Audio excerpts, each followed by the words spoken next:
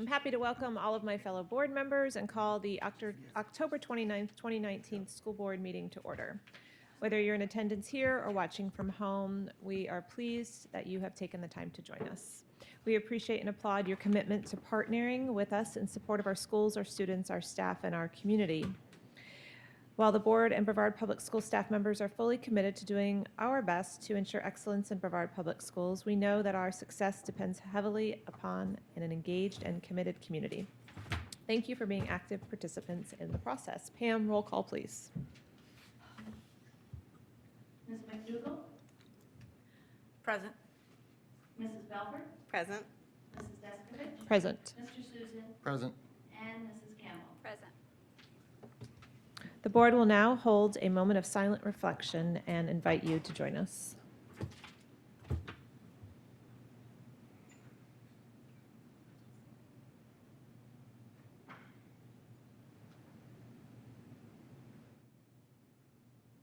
Thank you.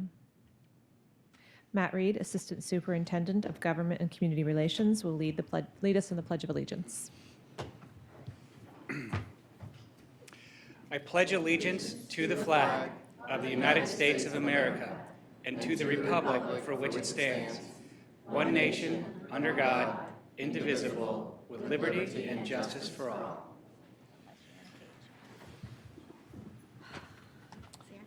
At this time, I'd like to offer my fellow board members and Dr. Mullins the opportunity to recognize students, staff, or members of the community.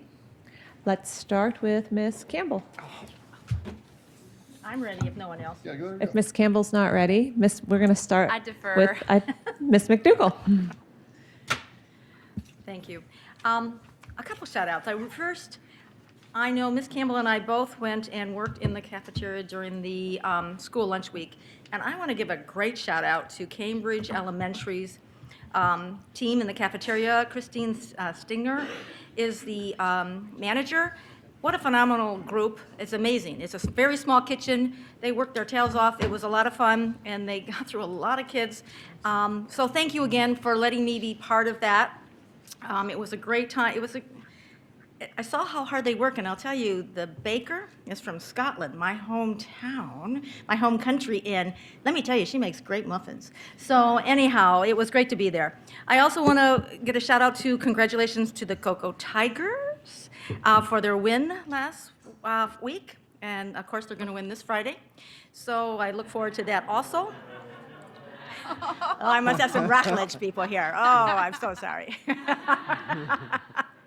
And I want people to remember that on November 13th, it's World Kindness Day.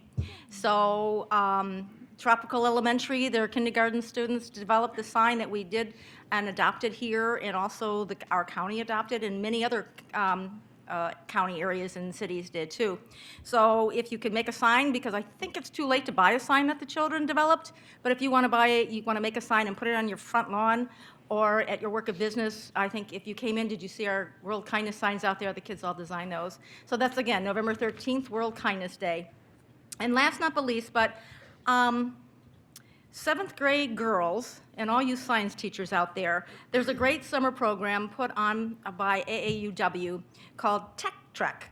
And this year there's 2 universities. It's a week-long summer camp at Stetson in DeLand and Florida Atlantic in Jupiter. And this is all about STEAM, and they want young girls, 7th graders, it's open to 7th graders, to attend this camp. It's week-long, everything's paid for. The only thing that the student pays is a $50 fee for the whole week. Board, food. So you science teachers out there, if you need to, I have a copy of this. Please, please, we only have so far 1 student in Brevard who has put in an application, and the deadline is December 1st. So I'd like to put a push for that too. So that's all I have today. I'm ready now. Thank you, Ms. McDougall. Ms. Belford?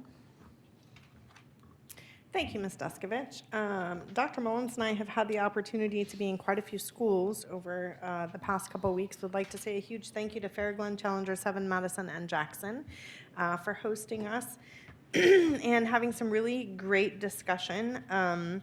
And in the process of that, I just want to say a thank you to our awesome administrators and our awesome teachers and our awesome cafeteria staff members and our instructional assistants and all of the folks that help to make our schools successful. We've heard loud and clear some of the challenges that our schools are facing with substitutes and staffing and several different things, and we certainly are doing our best to work through addressing those. But we also have heard some really great things that are going on at our schools, and it just makes me proud to know that our teams are working so hard to serve the students of our community, and we thank them. Also, not necessarily a shout out, but just a word of request for support, I guess you could say. One of our teachers from the Merritt Island area, you all probably saw on the news that she lost her home in a fire last week, and she and her family can certainly use support. So if you are familiar and have the opportunity to step in and provide support there, we would certainly appreciate it. From all accounts, an awesome individual, and I'm not going to put the name out publicly just in case, but I think internally we probably know who it is. And if you all would like to assist in providing support, let us know and we'll try to make connections for you. So prayers to that family. Thank you, Ms. Belford. Mr. Susin? Okay, so I wanted to give a shout out back to you, Ms. McDougall. What did we bet on this Rockledge Cocoa game? What are we doing here? Because I honestly, like, I'm willing to bet, I think my vehicle, Dr. Mullins to wash your car. I mean, I'll throw it down right now because we're not going to, we got a team that's going to roll all the way to state this year. Mr. Clark, you're going to have, where's he at? You're going to have a short appointment if you don't win. All right? You might show up on Thursday and then, you know, hey, I'll make a motion next week. I mean, there's a lot riding on this, you know, I mean, okay. What are we doing? I don't think we decided on anything. Is it legal, Ms. Enval, that we can actually wager on the dais? Is this a first for Brevard? No, Please don't. not Please, legal. please don't. Why do you guys always have to follow the rules? I mean, this is ridiculous. We'll talk about this offline, Mr. McDougall. Okay. All right, we'll talk about that. So anyways, all right. I want to say congratulations to some people, but I'll wait until they actually get appointed tonight. I did want to say thank you to Ms. Robinson, who's in the audience, for having me to Vieira High School for the faculty meeting. She also had Mr. Seema, who has now put together a presentation on the EKG, ECG, and I will tell you that if we didn't understand the why before, that thing will floor you. Even myself, he actually has video of them saving some of the kids and stuff like that. Phenomenal. So if there's an opportunity out there for principals to ask him to come present to understand the why, it's huge. But thank you, Ms. Robinson, for all that you do over there at the schools. Where are you at in here? Where's she at over here? Hi. She's always so shy. I did want to say I drove by and almost got stuck out at the Vieira Elementary School this weekend. They're actually working 7 days a week now. And when we were there, they didn't have any of the rooftop metal on there, and it's now, I think it's completed today. They were working and they got rained out on Saturday. But those guys are working 7 days a week to make the quota, which a lot of shout out goes to Wharton Smith and our contractors there, because those are local guys that are not only committed to building that thing, but to our school district also. Like, if you go to that school and you meet those construction guys, they're standing around and they're like proud to be building a school because they're a part of the team. And that's a huge thing. If you go on the weekends, these guys are working. It's a great honor to have them out there. I did want to give them a shout out for that. I want to say thank you to Ms. Enval for our ethics training the other day. All right, we had representatives from around the county, right? I mean, not too many of them. Like, guys showed up from Malabar. So that you know, once a year we have an ethics training that's required by the school districts, and Ms. Enval went outside the box and decided to host it and invite a lot of the other elected officials and some of the other people. So we had cross-functional, we had some good stuff, and I just wanted to say thank you for that. Thank you for doing. She always goes above and beyond, and we really appreciate everything that you've done for us and that you do for us. So I wanted to say that. All right, faculty meeting. Oh, League of Women Voters. So in case you don't know, the League of Women Voters do a lot of things inside of our schools, but one thing that they did the other day at Sable was amazing. They sat down and they go around and they get stuffed animals, and then they get books so the students can read at the elementary schools. They package them up, and then they go out and they give them hundreds, a total of 3,000 to 4,000 a year, to all of our elementary Title I schools, so the kids can receive a stuffed animal and a book that matches whatever the book is written about the stuffed animal. It's phenomenal. So the League of Women Voters under Fran Baer, also the retired teachers, were the ones that have put that together. Those two teams have kind of like climbed together and molded. And when I met with them, they invited me to come out and see that. I did want to give a shout out to Major Walters because I think his mom's watching tonight, so I wanted to say congratulations on that one. I did want to say congratulations to Mr. Lindemann for having an amazing capital outlay committee. And this is the first time he took over as the new director and the new helm. So as you guys may not know, that we have a meeting that's quarterly that has all of the different representatives and managers from all the different cities. And they sit down and project not only growth for our school district, but they also project what we can do with our facilities and collaboration, and maybe they'll help us mow. So anyways, Lindemann, give you a big shout out for that. I want to say thank you to the SIAC committee that we sit on, because I'm going past my 2. All right, I'm sorry. But SIAC committee, are you counting? SIAC committee, which is our insurance committee, has made the request to audit our pharmacy company with an outside auditor. That was a support from an internal SIAC committee. So they're looking into options on that, which was a huge win because we know we keep asking questions in the SIAC committee about the pharmacy. Okay. So I wanted to give you an update on that. So it's really good stuff. There's other things, but that's the highlight, and I'm getting the hook here. And then the final thing, okay? This is it. Today in Jacksonville, I got to speak in front of, I drove up there, left at like 4 o'clock in the morning, and I got up there and I spoke in front of 80 agencies from around the United States. And let me explain what happened. We are the leading county and now the leading state in the country for vocational training. Now, to say the least, nobody really understands the concept of what it is. They sat down, and every single agency from around the United States sat in a room. There was 400 people from 80 different agencies learning about the footprint of what we did in Brevard today. And I will tell you, it is phenomenal to watch them think how they can take what we've done in our schools to replicate it across the United States. So that you guys know, that's a $49 million process to use students to go to work inside the community around with the different jobs and the different businesses. We lead the nation in that, and that is no small feat. And they sat there for an hour and a half discussing how they did it, and I stayed after, contacting school board members and everything else. And I wanted to say the #1 school in the nation is Rockledge High School. Because you guys have a guidance counselor that's on fire. I forget what her name is, but that woman signed up so many kids 2 years ago that they're still using those kids, and the stories that came out of some of the employment for those kids was phenomenal. So it's just kind of unique that, again, Mr. Clark, you have a lot of shoes to fill, right? Might be a short appointment again, but I did want to say thank you. So we are leading the nation in that job thing, okay? And I wanted to just let you know that. I'm really excited. I've been talking about it for, 2 years, but literally leading the nation. That's big. Okay, I'm done. Thank you, Mr. Susan. Yeah. Ms. Campbell, can you top those? You got 15 or 20? I'm not even going to try. So I was had a lot of fun on the National School Lunch Week and got to join the Pink Ladies. It was every school had their own music theme, and theirs was Grease. And so we had the Pink Ladies at Discovery Elementary. And our cafeteria managers and workers are rock stars. And I'm telling you what, this ain't your mama's school lunch anymore. So there are fresh fruit options that I was surprised to see that our students chose frequently. So I was really excited to get to do that, and it was a lot of fun. Some of you may know around our community we have 3 marathon health centers for our employees and their families that are on our insurance.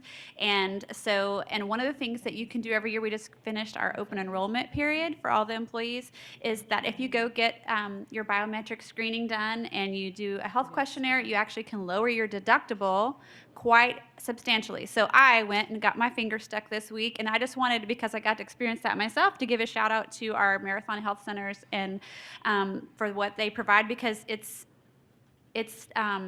definitely not subpar service. They are quick, they are friendly, they were easy to schedule an appointment with, and so I'm glad that we have that for our employees and their families. Cost-free. And cost-free. Cost-free to the employee, but cost-free.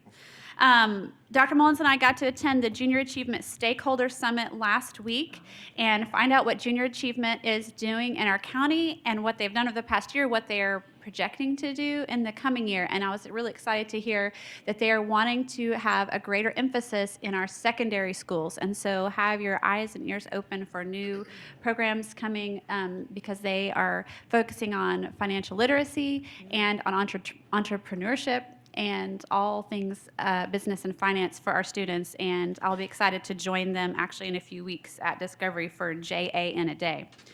And then just the last thing I wanted to say is if we look coordinated up here, we are coordinated up here. We are all wearing pink to support Dr. Mullins and his efforts for Real Men Wear Pink this month. He's had his ties every week, and I'm thankful for the way that not only are you raising awareness and funds for Breast Cancer Awareness Month, but you're involving our students as well to use their skills and talents to support the effort and shouting out for their amazing talent as well.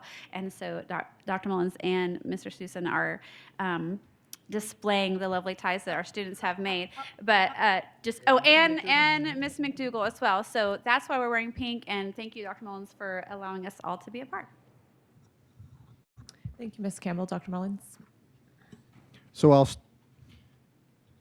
start with showcasing tonight's tie. Handcrafted by Dasani, who is a fashion design student at Palm Bay Magnet High School. This is a unique design for this year.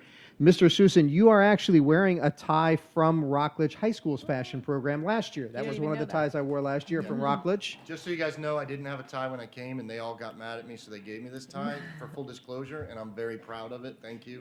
Thank you, Dr. Mullins, for not letting me slip up. You got it. We got Appreciate you it. covered. Still waiting for the pink suit. I want to give a shout out to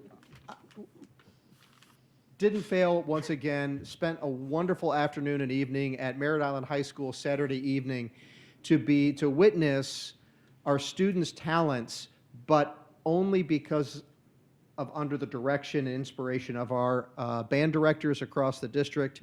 Our middle school bands came and performed the national anthem at the beginning of each section program in the afternoon, and then again in the evening after dinner. And all of our high schools participated and did their show, and it was phenomenal. And the talent that we have across our district was fantastic, and just want to do a huge shout out to our music department leaders. Cindy Johnson, who was our resource teacher for music, just sets the bar for excellence, and our directors and consultants and orchestra directors, they all come together. It is just like a huge family, and it's fantastic performances. I also, you may have heard of, you certainly may be aware of the Summer Fine Arts performances that we have now for the last 2 summers. It was a part of Brevard Public Schools several years ago, and we couldn't support it any longer because of funding. But the Phoenix Foundation of Central Brevard came forward, and 2 years ago we were able to reinstate the Summer Fine Arts, cost-free to the district, completely supported by the Phoenix Foundation, over $100,000 a summer to put on the Summer Fine Arts. They also fund scholarships, many of whom come from Brevard, for our students of over $100,000 as well. And I also want to share that the Morning Glow Grant Program recently awarded 17 grants to 17 of our schools, including 6 elementary, 3 middle, 1 junior senior, and 7 high schools. The grants totaled over $70,000 and support equipment requests submitted by theater, band, chorus, orchestra, and elementary music programs. The mission of the Phoenix Foundation Morning Glow has been to provide much-needed funds to supplement the current budget for the enhancement of Brevard Public Schools music and theater teachers. The Phoenix Foundation has just been an amazing partner over the years and just continues to do more and more for our music and performing arts programs, but ultimately for our students. And just a huge shout out to the Phoenix Foundation and their support. Thank you, Dr. Mullins. I have 3 this evening, and the first is for Jency Lee. Yes, 3. is Mrs. Jency Lee and Mrs. Joan Taddy at Holland Elementary School. So Mrs. Jency Lee is the music teacher there, and Mrs. Joan Taddy is a volunteer. And they put on Aristocrats with the students there at Holland Elementary School. And Mrs. Joan Taddy is actually my former drama teacher from Satellite High School. I had no idea she was still in the community. I went to the school to watch the show, and there she was putting on this production. And it was amazing. I couldn't even believe it was elementary school. They brought the Henniger Center in, had volunteers from there doing the music. They all were mic'd up with cordless mics, and he had his board and mixing the sound, and the kids knew all their lines, and they acted with exuberance, and the music was fantastic. I was blown away that was an elementary school production. Apparently they'd been practicing hours every day for 3 months. And so it was really, really, really impressive. And it was great to see my former teacher and always Mrs. Lee, who is just an amazing music teacher there at Holland. So thank you to them and to all of the other support staff there that helped to put those productions on. I do want to say, it's not really a shout out, but a reminder to the community that this weekend on Saturday from 10 to 2 is the Open Enrollment Expo. And that is here in this building. If you have a student that is interested in any of our programs, our schools like West Shore or Edgewood, West Melbourne School for Science, any specific programs within a school, Saturday's the day to come out and learn about all the opportunities, all the choices we have within Brevard Public Schools. We have some great choices right here within our school system. So come and take a look, browse through. You don't have to stay that long, just get an idea of what we have to offer. Because starting on the 2nd, Ms. Archer, that open enrollment. So and it's important that if you're listening and you're interested in this, you hear me, because it's really easy to miss this date. You actually have to apply now, starting this weekend, for your child to be put into the lottery for one of these programs or one of these schools. So, and the window is only open till March 3rd. So a lot of times parents are like, oh, it's April or May, I need to start now planning for next year, and then you go to apply and the window's closed, the school program's full. So now's the time to be thinking of where you want your child to be next year. And last but not least, I want to congratulate the October 2019 School Safety and Security Specialist class of October 2019. That was our 3rd class we've put through for the Guardian Program training for our school security specialists. They graduated just this past week, 5 more of them. We've had a few that have changed jobs or quit, and so we had to replace them. And as you know from the last board update, I went through the training with them. I was not able to graduate with them because I had to miss a few hours of training that I need to make up before I can officially be a graduate myself, but I'm working towards that. So I got to know these men and one woman very well and watched them train. Like I said, trained alongside them, saw what they went through and what they're willing to do for the safety of our students and our teachers. And they're taking that on willingly. And so I want to congratulate them on their hard work of 176 hours of training and welcome them to the BPS family, because they should already be deployed into our schools. One more thing. Yes, sir. I figured it out. So one of us wears the opposing shirt at the next board meeting. So I'll wear Cocoa, you wear Rockledge. Probably you'll be wearing Rockledge.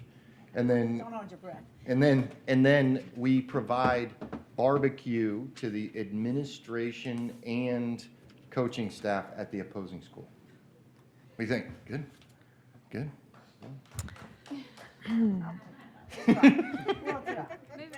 Okay, this brings us on to the adoption of the agenda. Dr. Mullins.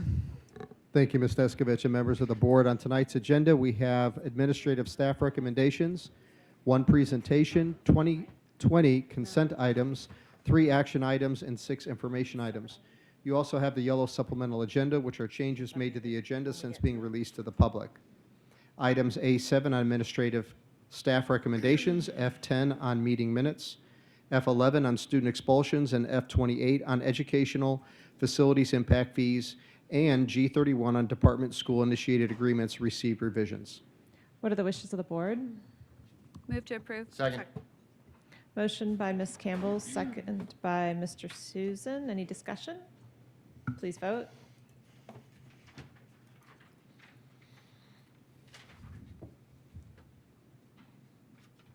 Motion passes 5-0. Dr. Mullins, will you please let us know about the administrative staff recommendations? Members of the board, there are 4 persons on this agenda item for you to consider. What are the wishes of the board? Move to approve. Second. Open for discussion? Motion by Mr. Susan, second by Ms. McDougall. Open for discussion. Open for discussion. What are you up to? I would like to offer an amended motion to approve the administrative staff recommendation with the exception of the resignation of Amy Enval. I would like to pull that as a separate agenda item if I could. So I would move to approve that item with the exception of that resignation. We need a second if anyone I wants. second. We have an amended motion on the table from Ms. Belford to approve the administrative staff recommendations minus the resignation of our school board attorney, Ms. Enval. Looks like we might not be letting you go. Second by Ms. Campbell. Do we need a voice vote, Miss Pam? I can't. Miss Escobar? Whoa, is this legal? Like, I think we're voting. This is good for your family here. First, We're hey, just voting right to now- separate. Right now, we're just voting. You're voting on the others right now. Okay. Voice voting, right, Ms. Escobar? Okay, all in favor? Aye. Aye. Any opposed? Okay. Now do we need to vote on the others first? Okay. So I'll entertain a motion for everyone on the administrative recommendation list besides Mr. Clark and Miss Enval. He's leaving my middle school and I'm not happy. Yeah, we like it. Besides Miss Enval. Ms. Enval, did we already approve the motion to approve? Because I think the motion I called was to approve with the exception of. So we voted, we already already have a approved. So now I need, I'll entertain a motion relating to Miss Enval. Yes? No, she says we still need to do all 3. The 3 that you voted to bifurcate the 2. We already have a motion and a So now you second. need to All right. approve the 3. Okay. So, I need a all motion I need a to second. approve the 3? Second. Motion by Miss Belford, second by Miss Campbell. Voice vote. All in favor? Aye. Aye. Aye. Any opposed, same sign. Motion passes 5-0. Now I need a motion pertaining to Miss Enval. I move to deny the recommendation to approve the resignation of Amy That's Enval from the position of general counsel. She's bright red. Is there a second? You guys got a second to open for I'll discussion. second. Come on. Second. Yeah.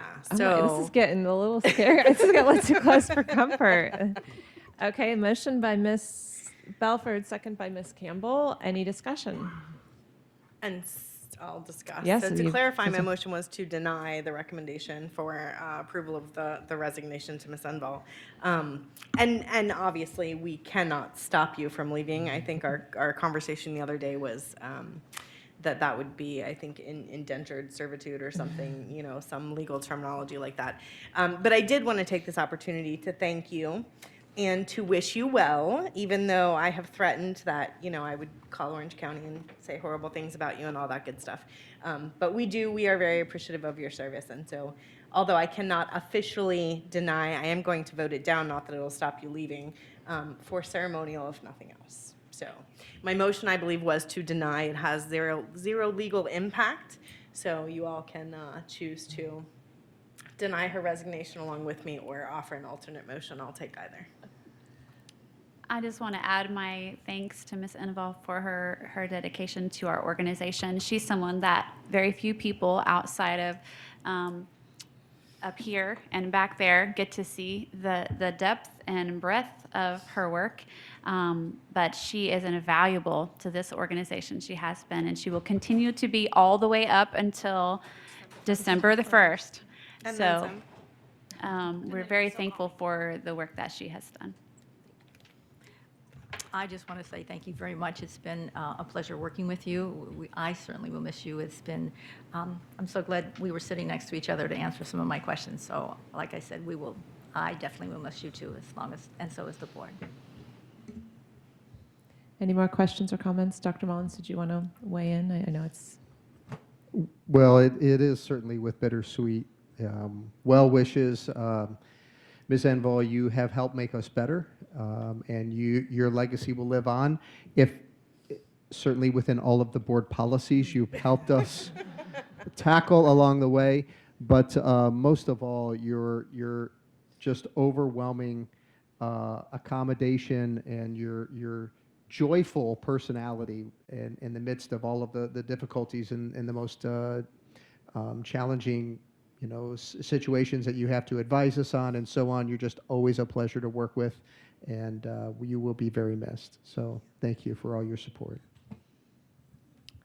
Thank you, Ms. Enval, for, allowing me to call you 5 a.m. to, I think we've spoken 10, 11 p.m. I think you're the last person to leave the building every night, just about, maybe except for Jean Ann. And maybe. what? And Dr. Theddy, maybe. Oh, and Dr. Theddy, she's one of the late nighters. And I know because I've spoken to you driving in at 6 a.m. that you're one of the first here. So we appreciate your work ethic and all that you have done. It has been my distinct pleasure, and this has been a very collegial board.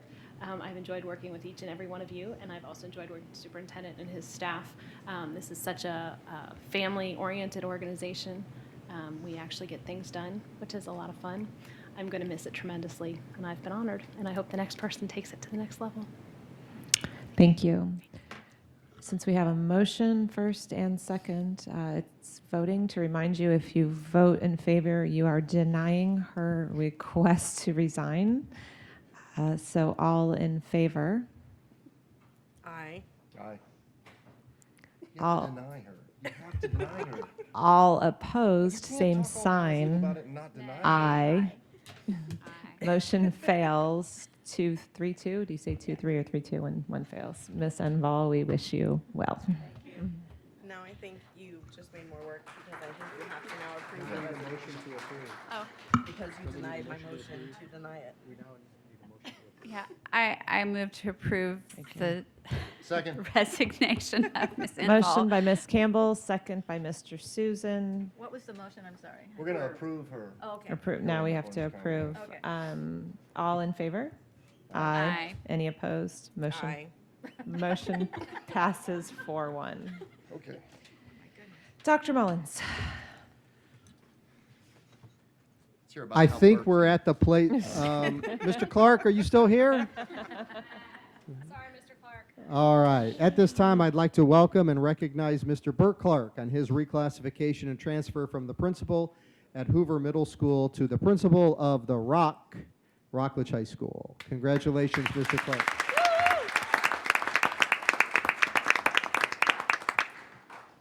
Thank you. That's going to be a tough act to follow up there. You guys are making us crack up back here. First and foremost, I got to thank my family. You mentioned a family amongst the board members, and I felt that way everywhere that I've been. I truly believe that about this district. I am born and bred. I've never went to school anywhere else. I went to UCF for a little bit, but I've never lived more than 10 miles from where I was born. So this is my place. I feel like this is where I need to be. My family makes a lot of sacrifices for me to do this job. I feel like I could work a regular job and see them a lot more than I do. My oldest daughter's here with me tonight. My wife's out of town, and my mom has my kids at practices all over the county, but my oldest is here with me. So thanks first and foremost to my family for letting me do this job that I love so much. Thank you to the board, Dr. Mullins, for believing in me. This is a huge honor to take over a school with this much pride and tradition, and I'm going to take it very seriously. My Hoover family is here with me as well, and we become very close over the time that I've got to work there. It's a blessing to have worked there. I've learned a lot about myself and grown as a leader. And my new family, every one of them is here tonight, which speaks volumes about Rockledge High School and the amazing place that it is. I can't wait to work with you all. We are Rockledge. Look, he's already waiting. Say anything about No pressure, but I understand there's a big game Friday night. I also want to congratulate Miss Catherine McNutt on her reclassification of 12-month assistant principal at Hoover Middle School to the position of interim principal at Hoover Middle School. Congratulations, Miss McNutt.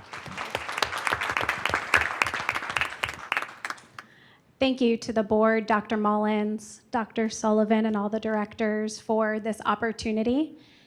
I am just amazed by the outpouring of support from administrators and leaders across this district, and I am so grateful to work with such incredible people.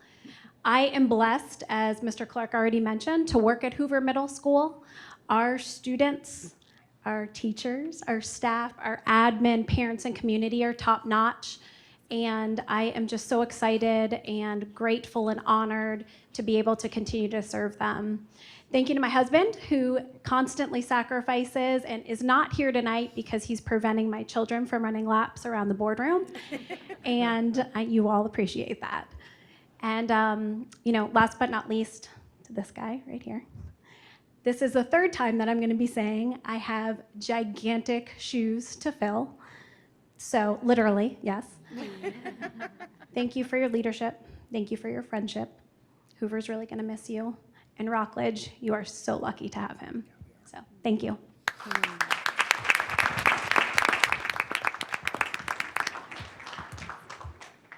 And now we want to recognize Dr. Paloma Ferreira, who will be transferring from the position of 10-month assistant principal at Vieira High School to the position of 10-month assistant principal at Hoover Middle School. Thank you very much to the school board, Dr. Mullins, Dr. Sullivan. Mrs. Robinson most recently has been my principal at Vieira High School and has given me so many opportunities to grow as a dean. I'm very excited to go to Hoover Middle School. I keep hearing amazing things from everyone that I cross paths with. So thank you so much. I feel already very welcome over there. So thank you. Congratulations. Thank you, Dr. Mullins. I just want to add to Mr. Clark, I wish you well at Rockledge. We're going to miss you at Hoover, and you couldn't have a better replacement than Miss McNutt. I'm really excited to see you grow in that position and see what you do. And Miss Ferreira, am I saying that correctly? I don't know you yet, but I look forward to seeing you at Hoover. She's great. She's amazing. Good. She's just as good as your Hoover girl. My Hoover girl. She's going to do good things over there. See, I'm mad that she's leaving me. I'm mad that she's leaving my district. I got it. No, you can't turn me off. So good job, Paloma. We'll talk to you soon. Okay, we are on to the presentation portion of the meeting. Dr. Mullins, will you please provide us the information about our presentation? This is a check presentation by Health First. Tonight, Brevard Public Schools is receiving a grant from Health First for physical education programs at 10 secondary schools. Assisting with the check presentation is Rachel Winsten, our K-12 resource teacher for health and physical education. Ms. Winsten. Thank you, Dr. Mullins, Ms. Descovich, members of the board. My name is Rachel Winsten, and it is my honor as the resource teacher for health and physical education to announce that we are the recipients for the third year in a row of a grant from Health First to enhance physical education programs at 10 of our secondary schools. The schools that have participated in previous grants have seen great successes. Those successes can be seen through fitness scores, student engagement, and improved instruction in physical education. Health's first mission of helping create a healthier community for Brevard County supports our school district's physical education mission, which is to educate all students to attain lifelong personal wellness and exceptional health. This project is helping to enhance health, wellness, and fitness of students by providing funding for new and unique equipment, as well as teacher professional development. The intent of this year's grant project is to help teachers implement activities that not only enhance students' physical health, but mental and emotional health as well. While physical education provides a natural opportunity to promote social and emotional learning, effective physical education teachers must implement activities and use strategies that intentionally address social and emotional learning competencies. Teachers have already begun to collaborate and plan activities to provide students the opportunity to build those social and emotional skills. Those skills include communication, teamwork, collaboration, and decision-making through physical activity and sport. The new equipment will allow teachers to diversify the types of activities offered, as well as enhance their repertoire of content. We were also able to provide greater professional development by way of conference attendance for a number of teachers who will bring their learning back and share with teachers from across the district.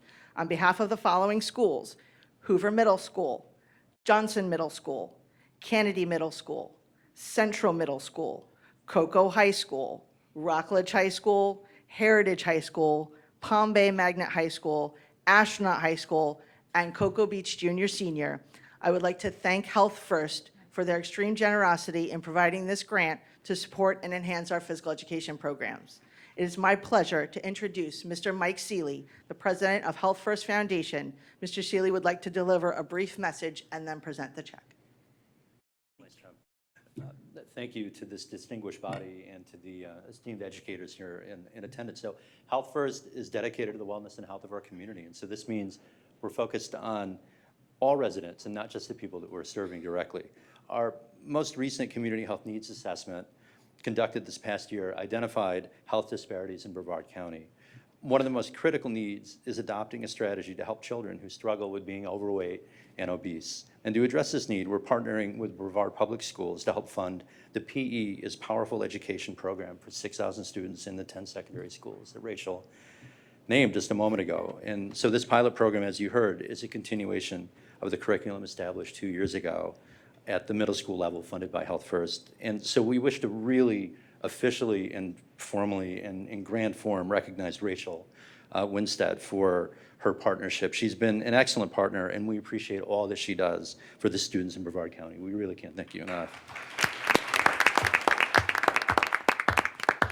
We hope this partnership will help revolutionize physical education by providing the tools needed to implement a new curriculum that teaches students social and emotional learning skills.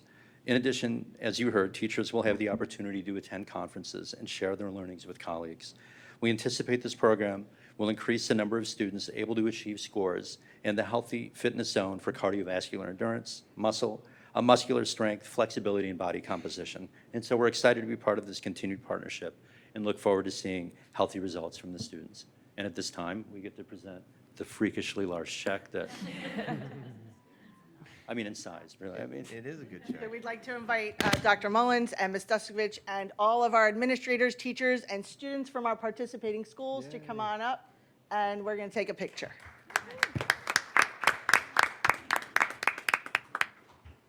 You know, we were going over the amount of money that Health First donates today, and you guys are an amazing partner. They are.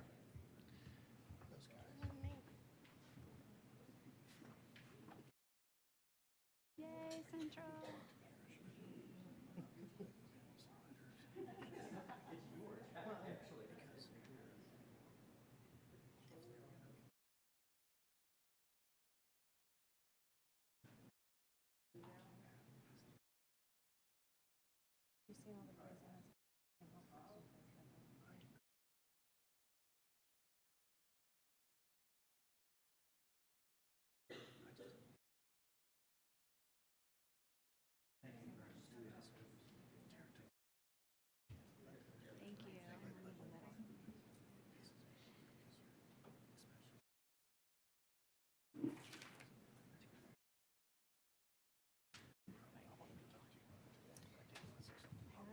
If I may just echo as we get started again, Mr. Seeley, thank you so much for your continued support of Brevard Public Schools in so many ways. This is just a small portion of the partnership Health First has with us.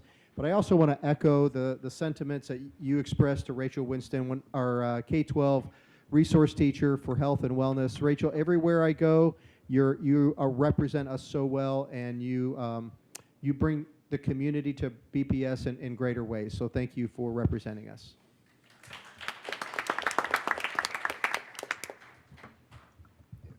Thank you, Dr. Mullins, and thank you, Ms. Winsten, and to Health First for, I mean, that is a generous donation, and as you know, we can use all the help we can get, so we appreciate it.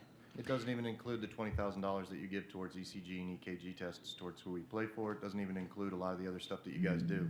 And we thank you as being a good business partner. I can't say it enough. A good community member. I think about the race, the Children's Hunger Project race. I mean, you guys do a lot of good work for children. Thank you.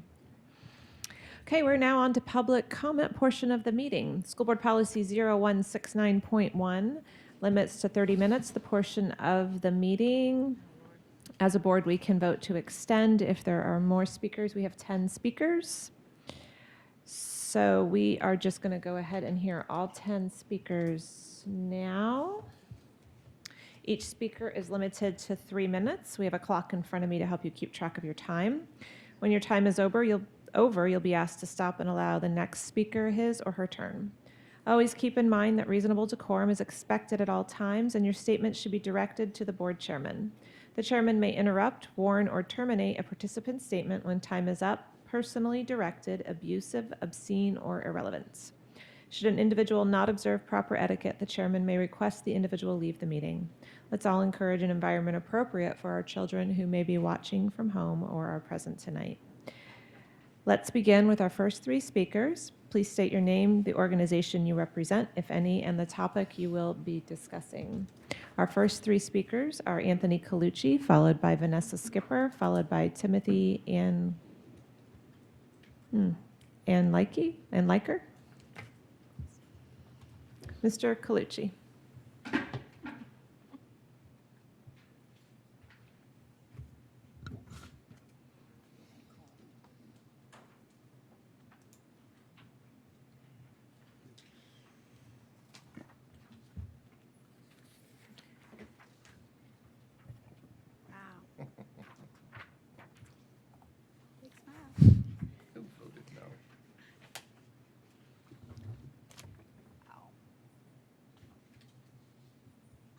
Hooray! They saw the result. Okay. My name is Anthony Colucci. I'm the president of the Brevard Federation of Teachers. Last week, members of the BFT bargaining unit voted on the 2019-20 contract. Voting took place at 91 locations. Tonight, I am pleased to present the results. 3,273 yes votes were cast. 65 no votes were cast, 0 ballots were voided. 68.7% of the members of the bargaining unit voted on the contract. 98% of members agreeing to a contract is a feat that all parties should be proud of. We've not seen such a positive response to a contract in a decade. I'm thankful for the hard work that my bargaining team, as well as Dr. Green and her bargaining team, did to accomplish this.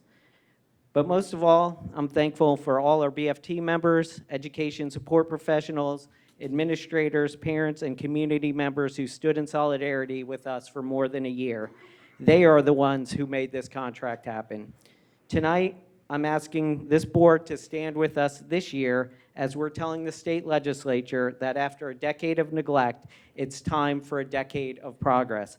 They must fund our future. It is entirely unacceptable that Florida ranks 43rd in the nation in per-student funding and 46th in the nation in average teacher pay. Next year, the state legislature must put $2.4 billion into public education so we can begin to correct the disinvestment that has plagued public education in our state. This is an increase in per-student funding of $767, and we're asking that $614 go into the base student allocation. This is a fair ask, one that only moves Florida up 4 places in funding in national rankings. This funding can be used to alleviate overcrowded classrooms, invest in programs, and hire more social workers and school counselors. These changes would be extremely positive for our students. Teachers, parents, education support professionals, and community members will not idly sit through the upcoming legislative session. On January 13th, tens of thousands of public school advocates will rally in Tallahassee. A sea of red will tell our state legislators it's time to invest in public education. It's time to stop interfering with local control of schools, that it's time to stop the over-testing of our students and a school accountability system that punishes poverty. That sea of red will tell state legislators that they don't want any more bonus schemes and to stop wasting our time and our money on such trash. Our local, state, and national unions are in this fight for justice. It is imperative that this board joins us in the fight. Thank you.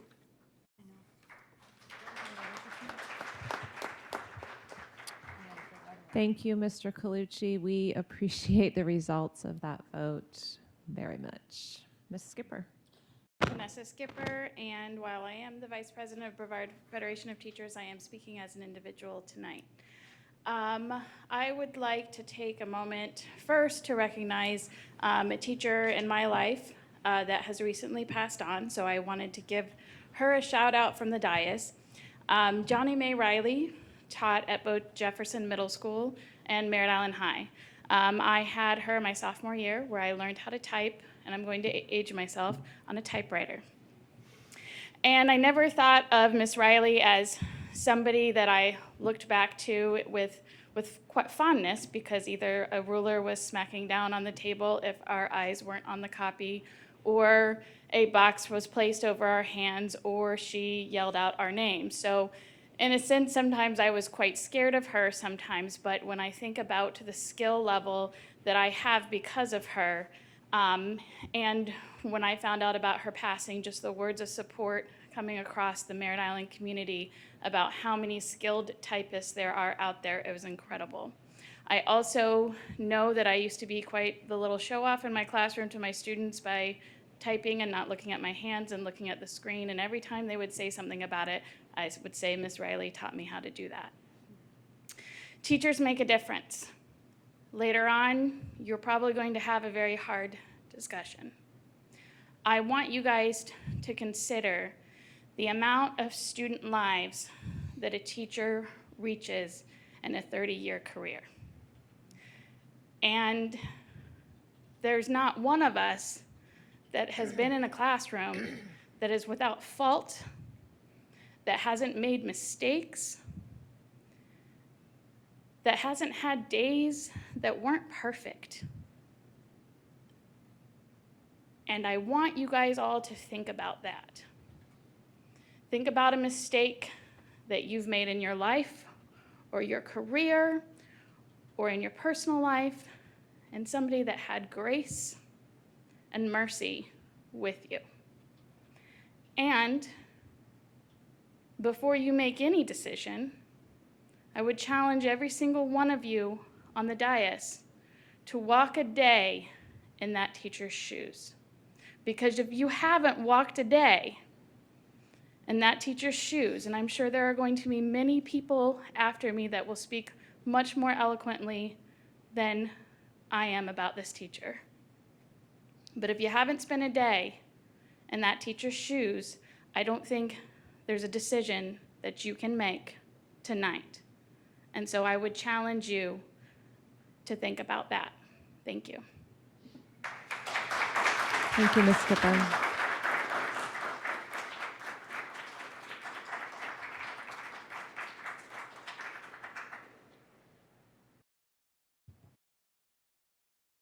Say your last name, please, sir. Ann Liker. Ann Liker. Got Yes, it. ma'am. Go ahead. Tim Ann Liker from Titusville, Florida. I'd like to see the Brevard County School Board consider adopting a countywide policy regarding the recognition of students for academic honor roll. I recently discovered that there's no school board policy concerning the honor roll criteria, and it's deferred to each individual school to set their own guidelines. A policy countywide would provide consistency throughout the county and for all schools. My son's always maintained a high academic achievement since he's been enrolled in Brevard County schools, making the honor roll every year. Last year, he maintained a A average in all classes for the entire year.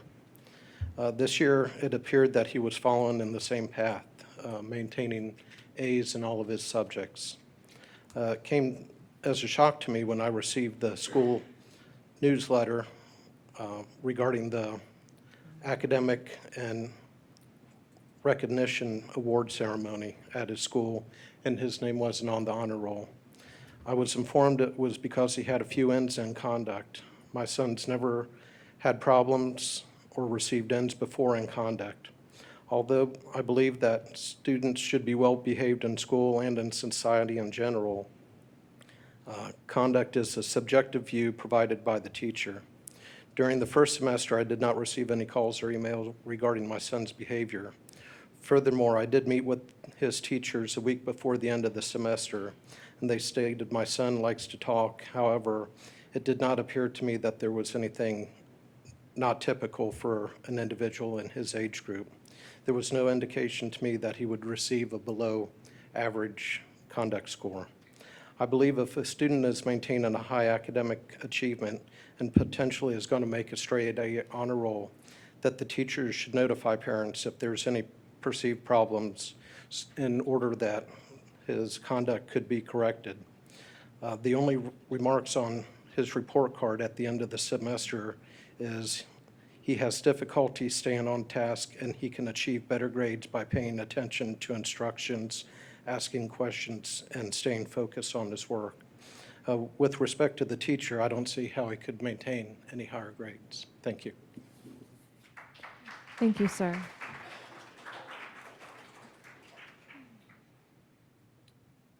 Our next three speakers are Amelia McDowell, Laurie Jones, and Jeff Doman.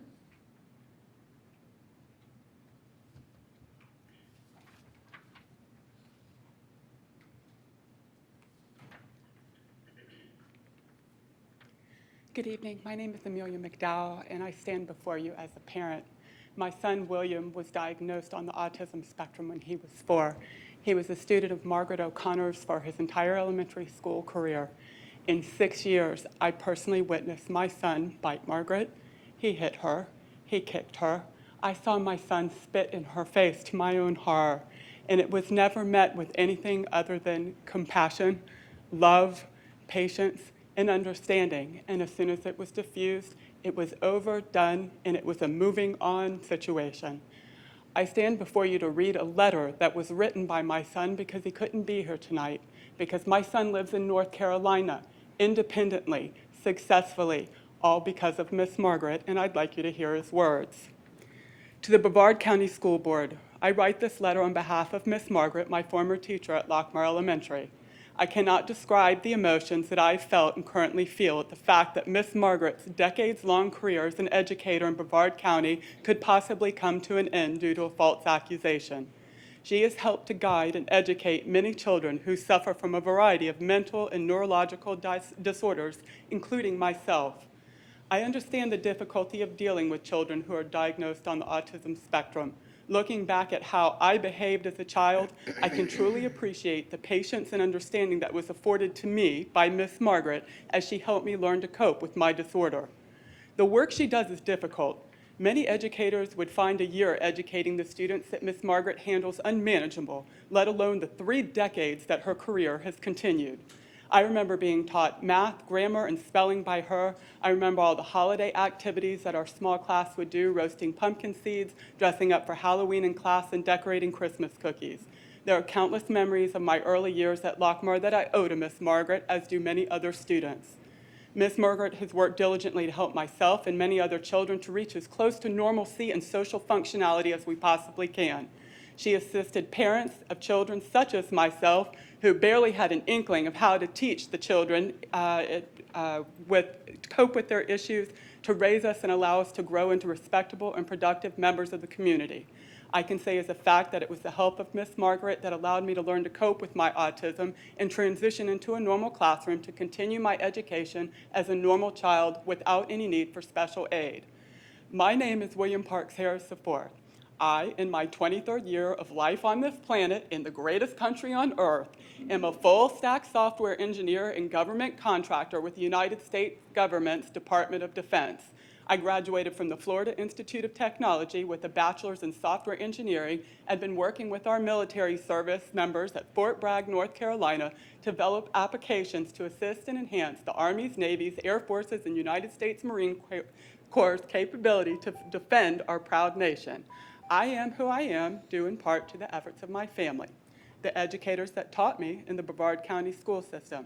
But I am who I am, most importantly, because of Miss Margaret, whose efforts allowed me to be in the classroom. So I implore you, the Brevard County School Board, to do right by Miss Margaret, as she has done right by so many other students and I. Thank you, William Parks Harris IV. Thank you.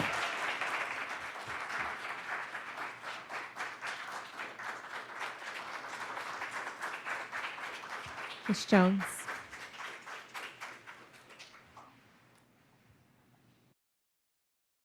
I apologize, I did not have time to print this. I'm Lori Jones. I am heartbroken that we're even here tonight. I'm not a public speaker, I'm not an educator, and I've never worked with Margaret. I have known her for 45 years. Margaret and I played basketball together. That's what tall girls do in a small town. And her sister and I have been friends for years, so I was at all the family functions. Margaret's family met challenges early on. Her brother Tommy has Down syndrome, but it's never limited him. And he was encouraged to excel and is still living his best life. She's always been one of Tommy's biggest cheerleaders.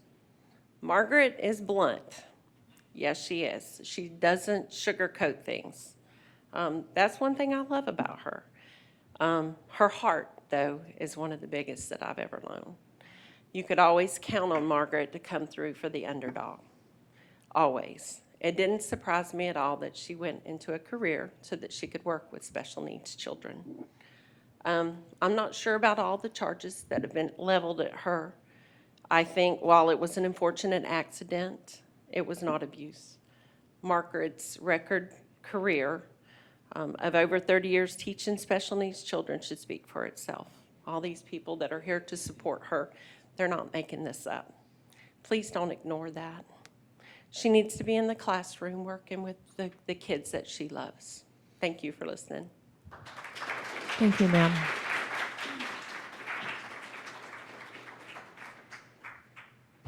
How you doing? My name is Jeffrey Doman. Can you hear me okay? Yes, sir. So yes, I met Margaret, 15 years ago? Gotta give me a minute.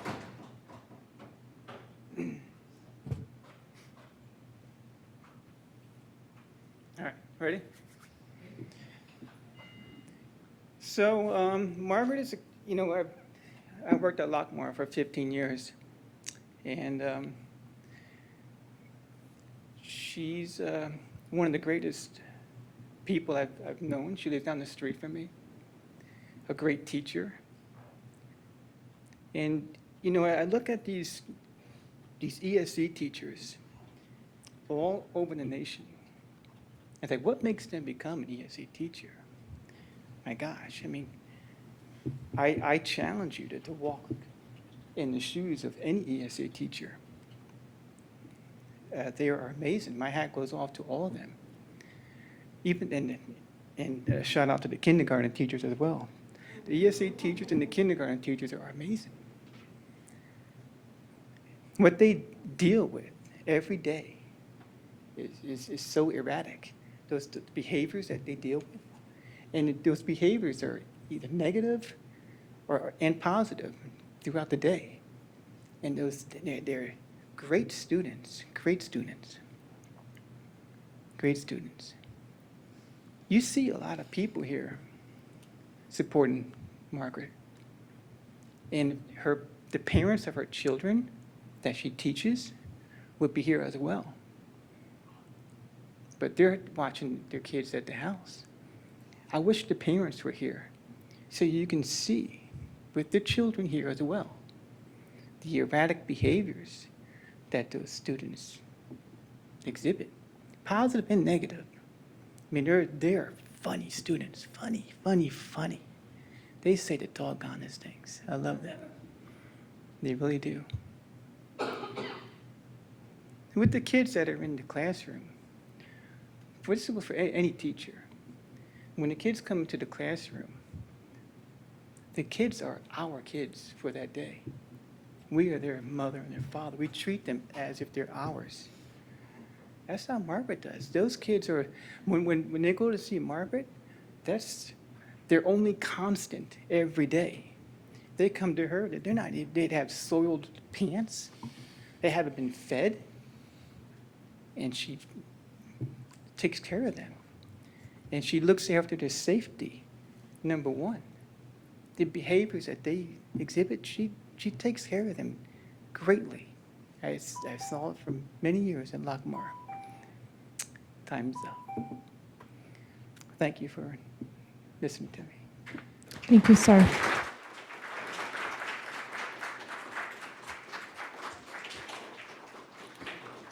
Our next three speakers are Marianne Gilmore, Thomas Dickey, and Tihani Kaiser. Tihani Kaiser.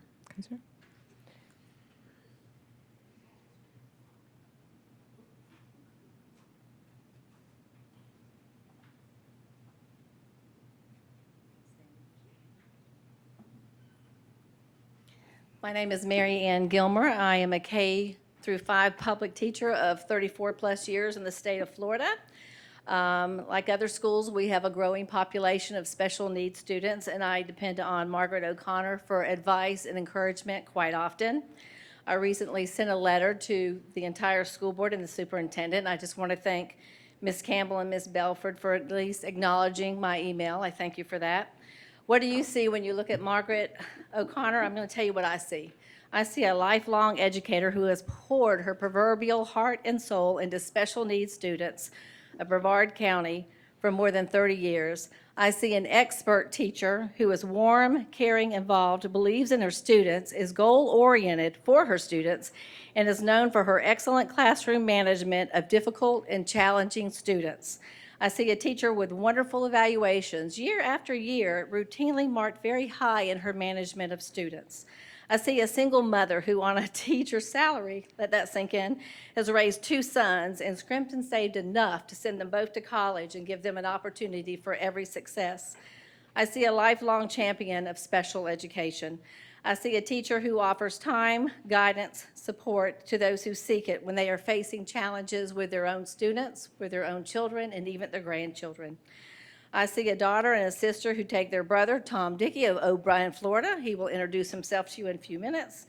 In the summer, because to give her mother a respite from taking care of a person with Down syndrome.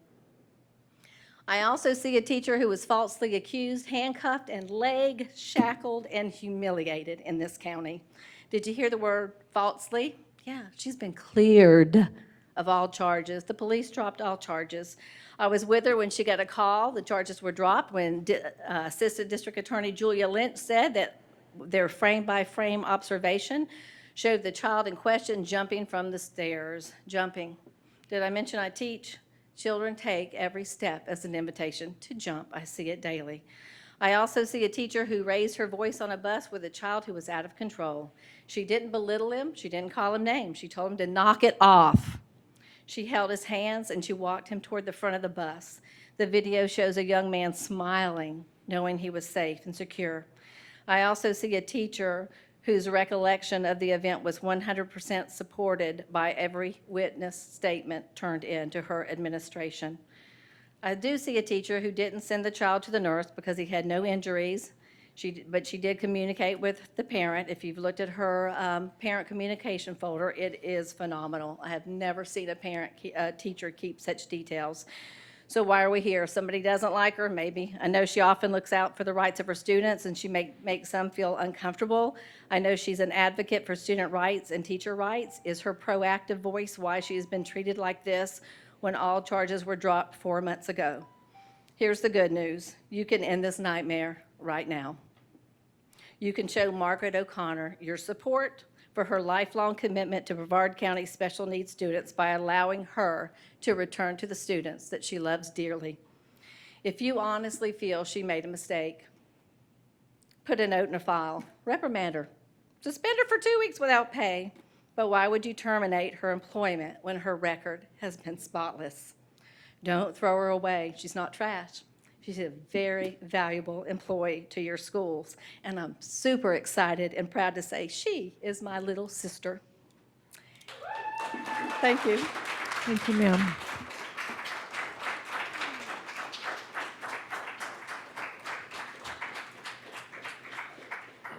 My name is Thomas F. Dickey. My sister, Margaret, she's a good teacher, and she's a good friend. Oh, yes. Oh, yeah. I love her very much. I am her favorite brother. Oh, yeah. And she is a hard worker. She is a good with the students, and she is a Florida Gator fan, #1, and she always will be.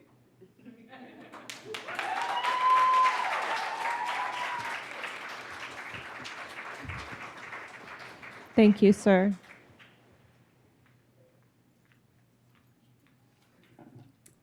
Good evening, Dr. Mullins and school board members. I too sent you letters on behalf of Margaret O'Connor, and I thank you, Ms. Campbell and Ms. Belford, for sending me a response to my emails. My name is Tahani Kaiser, and I'm in my 11th year of teaching with Brevard Public Schools. I'm speaking to you tonight in regards to a decision that you will have to make for Margaret O'Connor's future with Brevard Public Schools. Ms. O'Connor has been an exemplary educator in Brevard for 31 years. She has dedicated her life to giving academic and social-emotional support to her students throughout her career. The decision before you is being made based on one incident in 31 years. Let that sink in. 1 in 31. If you review the case, you will find the following. Ms. O'Connor was cleared of any charges and wrongdoing based on the school video reviewed by the district attorney. The instructional assistant and the bus driver who gave statements to the district attorney was never questioned by this district, by human resources, by anyone remotely involved in this school district.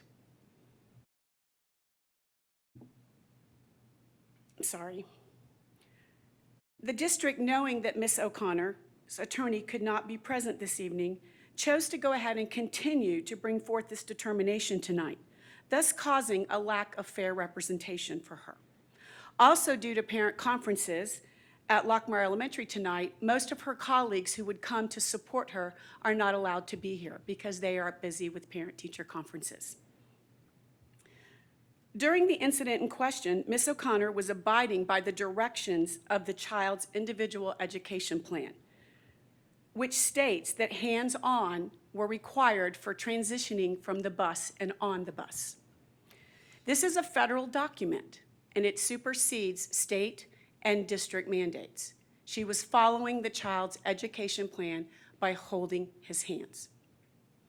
During the incident in question, I find it appalling that our district would choose to lose a veteran teacher that has changed the lives of so many students. Ms. O'Connor is well respected in her field, has always placed the needs of her students first, and been a role model for her fellow teachers, including myself. In fact, it is because of her and her colleagues at Lockmire Elementary that I became an exceptional education teacher. Through my volunteer and substitute teaching experience with Ms. O'Connor, I have witnessed her ability to de-escalate many situations where students were having difficulty maintaining their emotions. She believes these students are capable of much more than is expected of them. She has also had many years of experience working with her own brother, who has Down syndrome. In a district that has so many teacher vacancies and is having difficulty retaining those veteran teachers, I implore you to truly weigh your options tonight. The way this case has been handled speaks volumes to how this district does business and views their highly effective teachers. It would be a travesty to lose such a dedicated and amazing educator who has given her time, her talent, and her treasure for this district. Remember, 1 in 31. Thank you for your time. Thank you.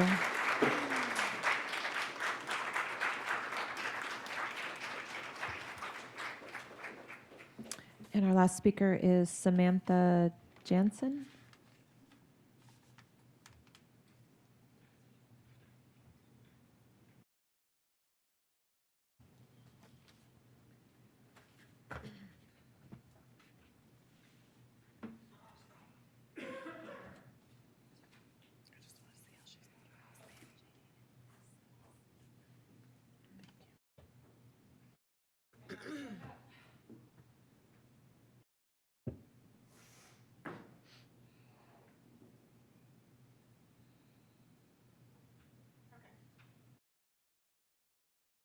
Hi, my name is Samantha Jansen, and I am the parent of one of Margaret O'Connor's students, Caitlin Crandall.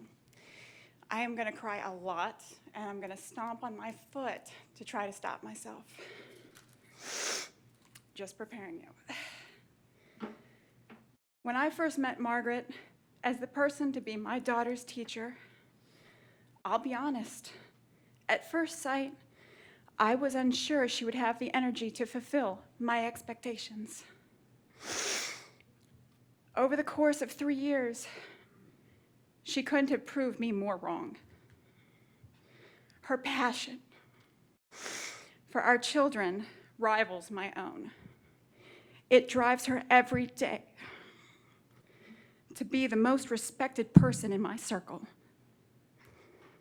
She knows this industry better than anyone, along with all of its components. She understands that bowel and urine movements need recorded daily because children with special needs have a spectrum of GI issues. My daughter is included in this fact. I was at the pumpkin patch yesterday on a field trip with Caitlin and witnessed staff being controlling, commanding, and even forceful. These are qualities that are required in the circumstances they are entrusted to handle. Everything is a matter of perception. Even without directly witnessing the circumstance or situation in question, Margaret has my blind trust. I know that beyond a shadow of a doubt, I would trust my daughter's life in Margaret's hands. I know that she would lay down her life for any child.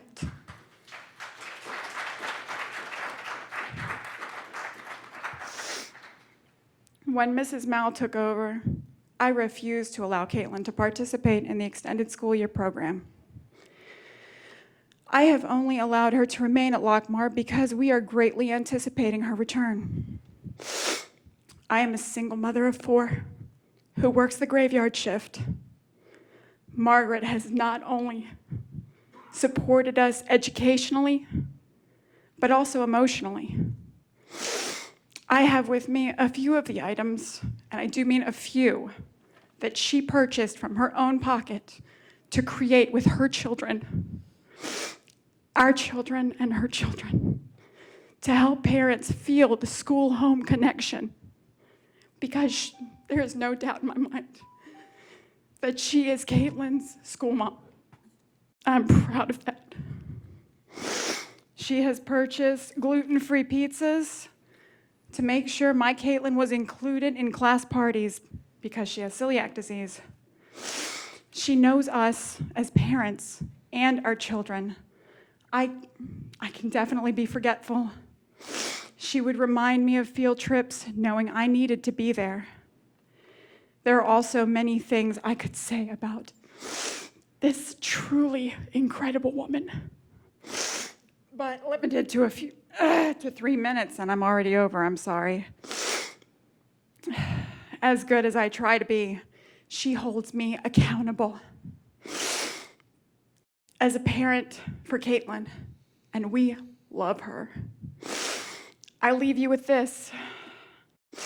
If Margaret O'Connor isn't reinstated to her classroom and her over 20, 30 years of service honored, I will withdraw my daughter, Caitlin, from the Brevard County school system. I will work 3 jobs if I need to pay for the difference of her attending Puzzle Box Academy. Or if Margaret's willing, she can go private, she can homeschool, I will find a way. Also, I will organize and support fundraisers with the help of local businesses for any parent looking to do the same, because our children's well-being and education are substandard without Margaret O'Connor. Thank you. Thank you.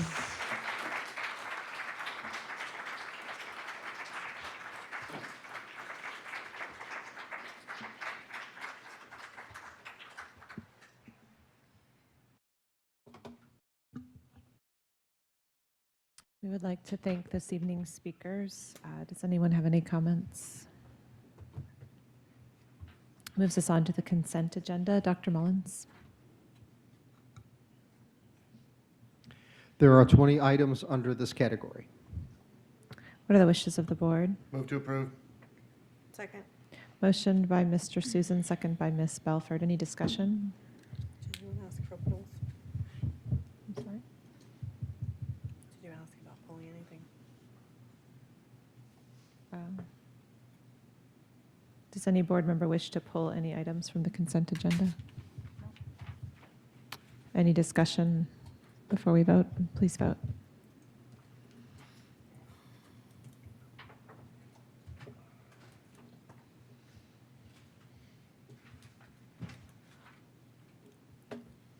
Motion passes 5-0.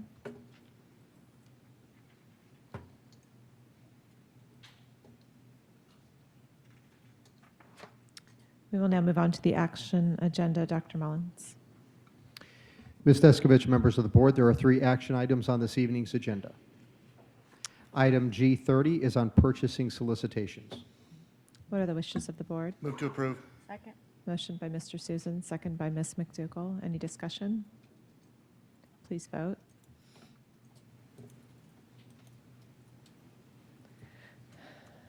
Motion passes 5-0. Dr. Mullins. Item G31 is on department school-initiated agreements. What are the wishes of the board? Move to approve. Second. Motion by Mr. Susan, second by Ms. Campbell. Any discussion? Please vote.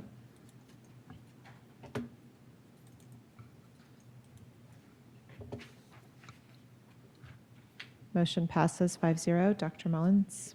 Item G32 is on termination of instructional employee. What are the wishes of the board?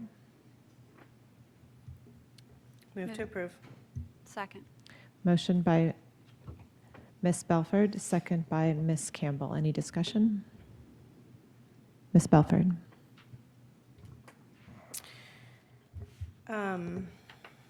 This is a tough one. I know we have all struggled with this. I don't think any of us are eager to see termination of employment. I don't think any of us have been blind to the information that has been shared with us regarding this employee's impact on students, and I don't doubt that. I also work with special needs children on a fairly regular basis over the past 12 years or so. I've been in those situations where I've been bit and kicked and spit in the face and lots of things that can easily be frustrating, and I understand the challenges that come along with that. I wish that any other hundreds of choice options had been made that day. I've read the entire file, I've looked at the IEP, I've looked at the log, I've watched the video multiple times. And I understand it is one issue in 31 years. But one issue in 31 years was not, in this particular situation, full of grace and mercy for that child. It wasn't, in my opinion, de-escalating the situation. And I am not at all happy to have to make this decision this evening. But I feel like we also, as a district, as a board, have the obligation to stand up for not only our teachers, but also our students.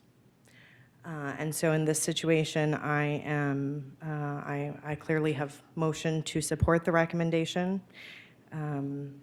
Like I said, it's not what I want to do, and I wish that any number of other decisions or choices had been made that day. But I think we have an obligation in this case to make sure that that student is supported. And so that is my reason for moving forward as I did. Thank you, Ms. Belford. Any other discussion?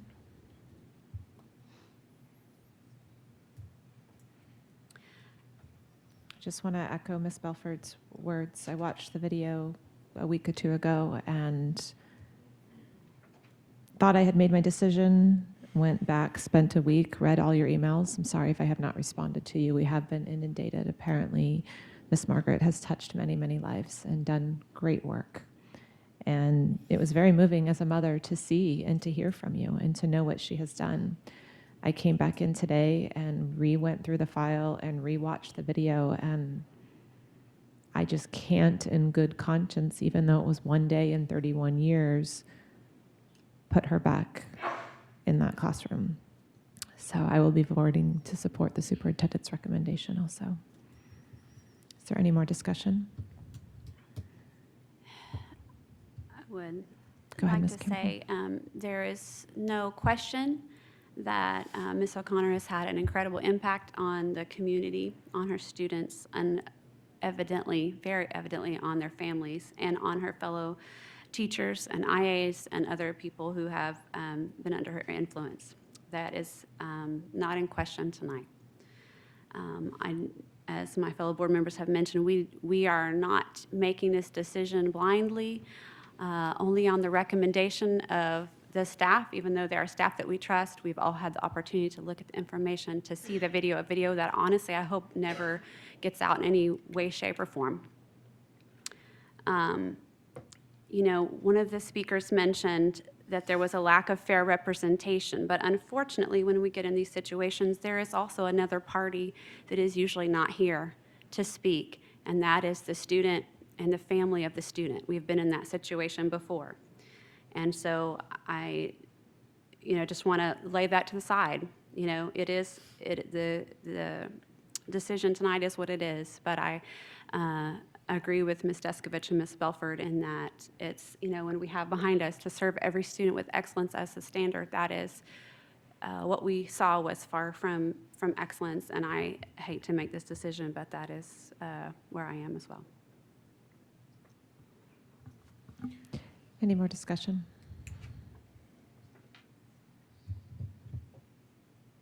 Please vote.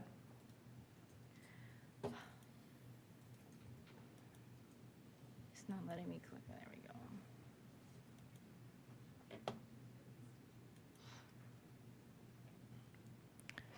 Motion passes 5-0.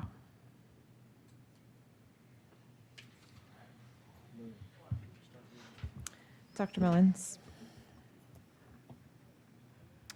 This brings us to the information category of our meeting.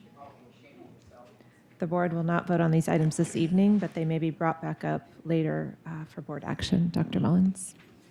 There are 6 items on the information agenda, all of which are policy revisions. Does anyone wish to discuss any of these items?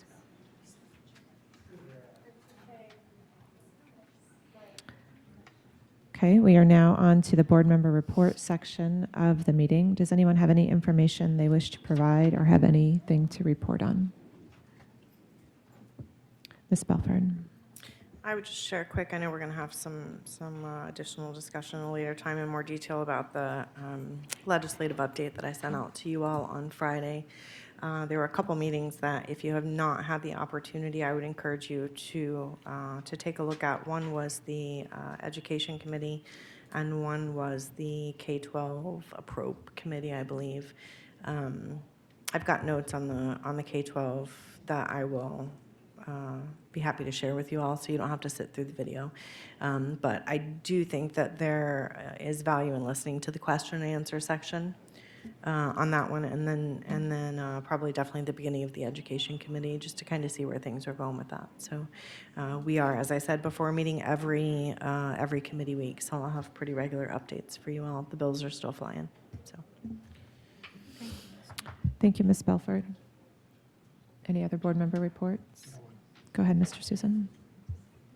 So one of the issues that I was bringing up and trying to drive was the pre-K movement with the pre-K teachers, as far as some of the inequities that they have.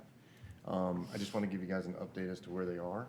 So we've been meeting every Monday since for the last month and a half.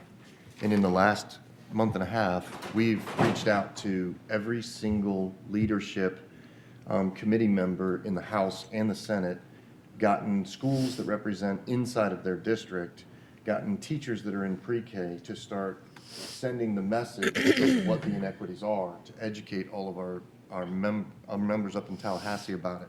I will tell you that everything that they've been doing is nothing short of remarkable.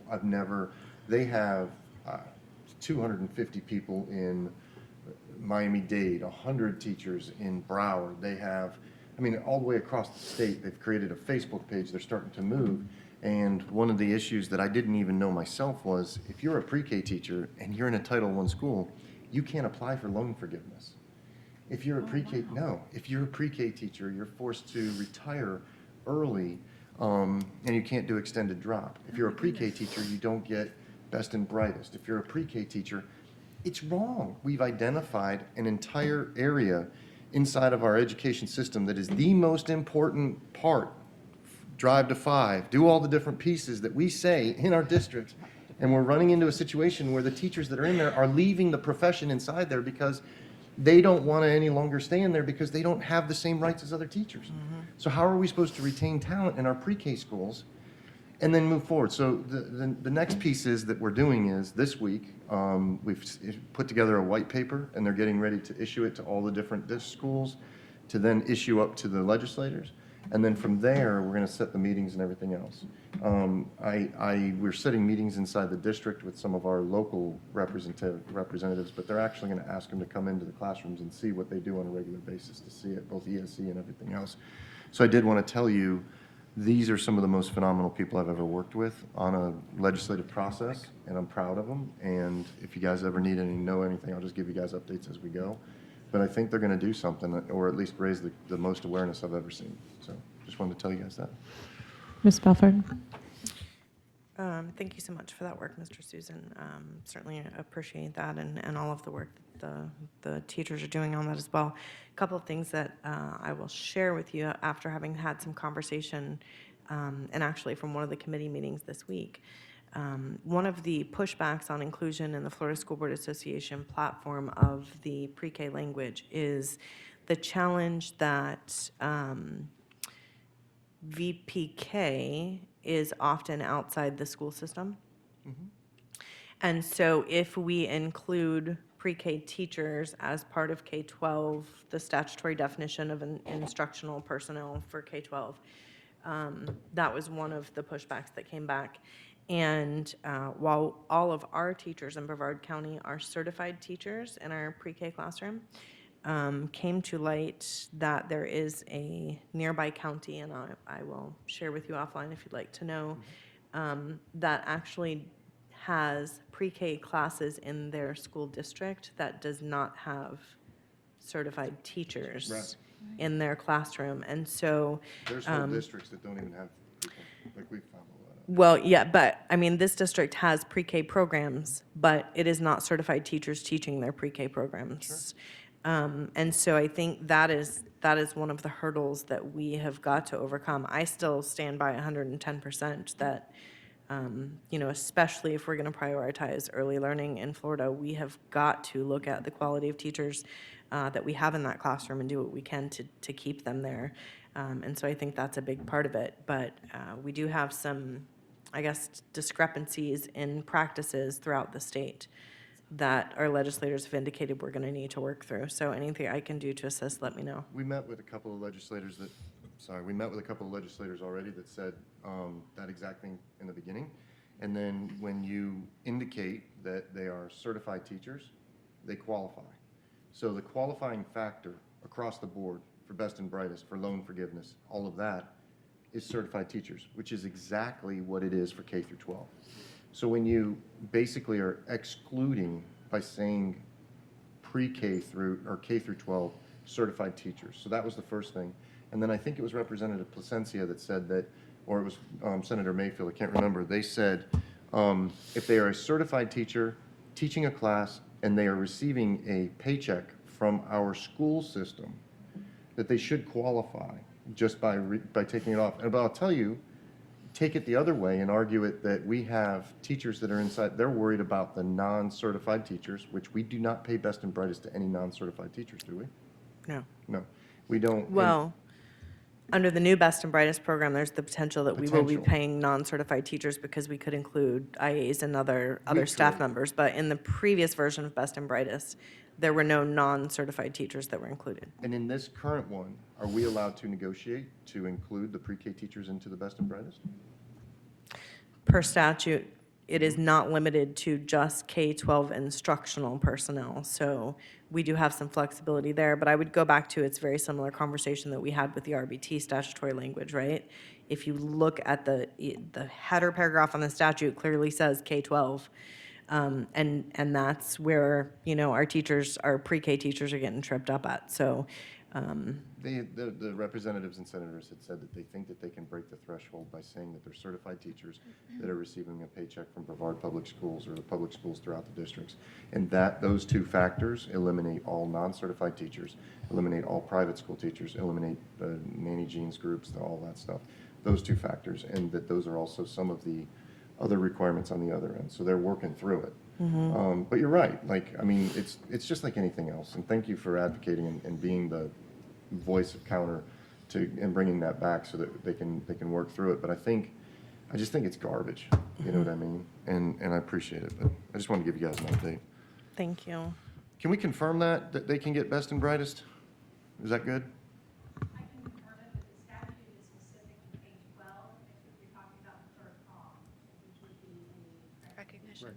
Right. Okay. Thank you. Thank you, Mr. Susan and Ms. Belford. Before we close this evening, and I just want to not overlook the fact that we voted tonight on the contract with BFT for this year, which is just super exciting to me. I wanted to thank Anthony and Vanessa and the BFT bargaining team, and Dr. Theddy and Dr. Green and our bargaining team, and all those that worked really, really, really hard to get this done for our teachers and in their pockets. Is it safe to say by holiday? We're going to work extremely hard to get that in teachers' pockets by the holiday.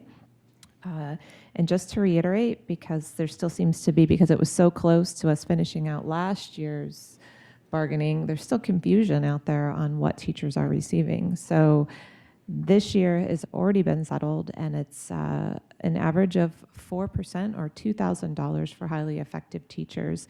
And if you're a teacher that has been here more than 12 years, you're getting an additional $1,200, which comes out to be around a 6% raise for teachers that have been in our district over 12 years. And it's a raise that I'm proud of and can stand behind. No, it doesn't solve all of our teacher salary problems, but it's in the right direction. And I know we've charged Dr. Mullins with moving forward with a sustainable plan, a long-term plan, and hopefully he's working diligently on that. Mr. Rogers, did you get those numbers in really big, bold font? Front page, Florida Today, tomorrow, please. No. Does anyone else have any Just the key comments is with it? that now our teachers don't have to worry about contract negotiations and the stress and everything else, and they can get back, and I applaud the union for coming to an aggressive schedule to get it out of the way. And rallying the votes. Our staff who kept showing up and going every day like we did too. And I don't know if you heard that, but rallying the vote. These numbers, I mean, I'm a little, who's the 65 people that voted against it, right? But Is that you filling out extra ballots? Oh, no.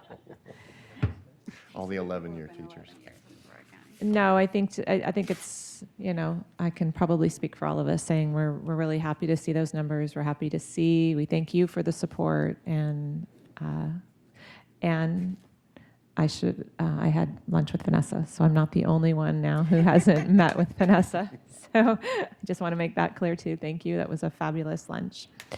All right, Dr. Mullins, do you have a superintendent's report or anything that you want to add? No, ma'am. Okay. There being no further business, this meeting is adjourned.